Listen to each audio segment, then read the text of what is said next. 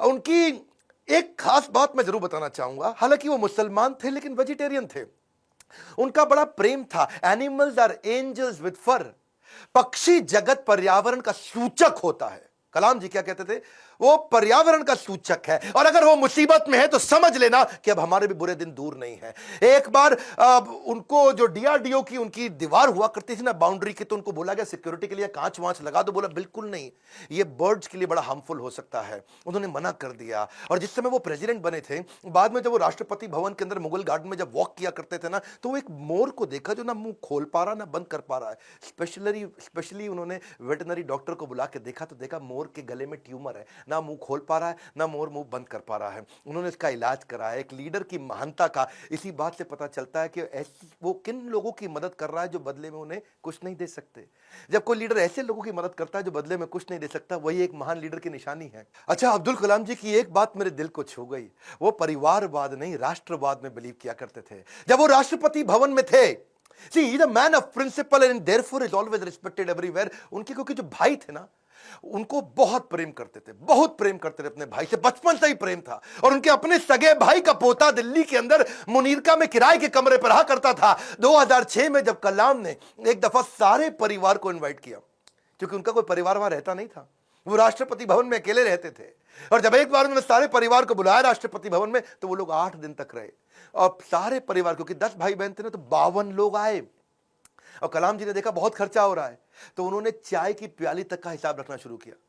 सब लोगों को उन्होंने अजमेर शरीफ प्राइवेट बस करके भेजा, उसका भी हिसाब रखना शुरू किया। उन्होंने अपने अकाउंटेंट से सारा हिसाब बनवाया और बोला कि ये कितना बना, तो देखा 3,52,000 रुपए का चेक उन्होंने अपनी तनख्वाह से काट के दिया। और क्या कहा कि राष्ट्रपति भवन की जिम्मेदारी केवल राष्ट्रपति की होती है, पूरे परिवार की नहीं होती है। अब्दुल कलाम जी इतने विनम्र व्यक्ति थे। विनम्रता ताज के बिना राजसी गौरव है, वो ऐसी चीज है। महान व्यक्ति की महानता ही उसकी नम्रता है। डॉक्टर कलाम को एक बार आईआईटी बीएचयू के अंदर चीफ गेस्ट के रूप में इनवाइट किया गया, और जब वहां पे आए तो वहां पे 7 कुर्सियां थी। बीच वाली कुर्सी थोड़ी ऊंची थी, और जो बीच वाली कुर्सी ऊंची क्योंकि वो राष्ट्रपति थे, उनको बैठना था। उन्होंने बोला ना ना ना, कुर्सी हटाओ, बराबर की कुर्सी लगाओ।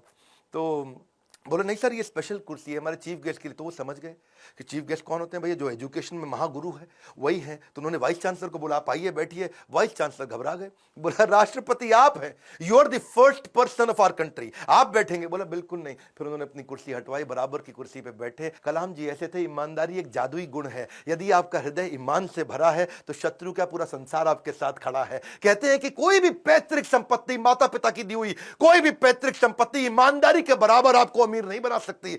सबसे ज्यादा अमीर व्यक्ति वही जो ईमानदार है। पूरा संसार आपके साथ खड़ा है। कलाम साहब तो एवर यूथफुल थे। 70 साल की उम्र में youth icon of the year का अवार्ड उनको मिला।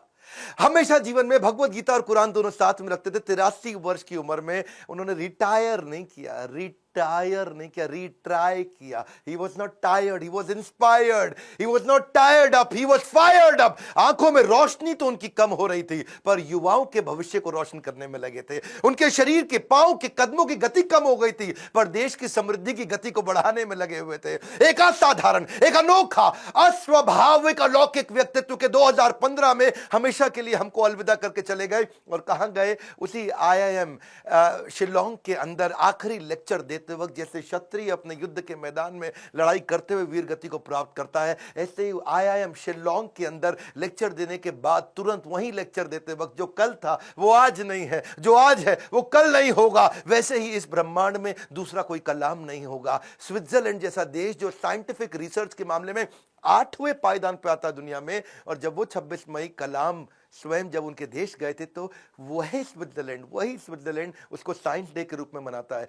यूएन उनके जन्मदिन को यूएनओ कहता है कि इसको हम वर्ल्ड स्टूडेंट डे के रूप में मनाते हैं। बन जाती है परिभाषा भारत के सम्मान की जब जब बात होती है श्री APJ अब्दुल कलाम की। अब्दुल कलाम जी रेस्ट इन पीस नहीं है, बट रेस्ट इन मी है। अब्दुल कलाम जी आप लौट गए, आप कैसे आएंगे?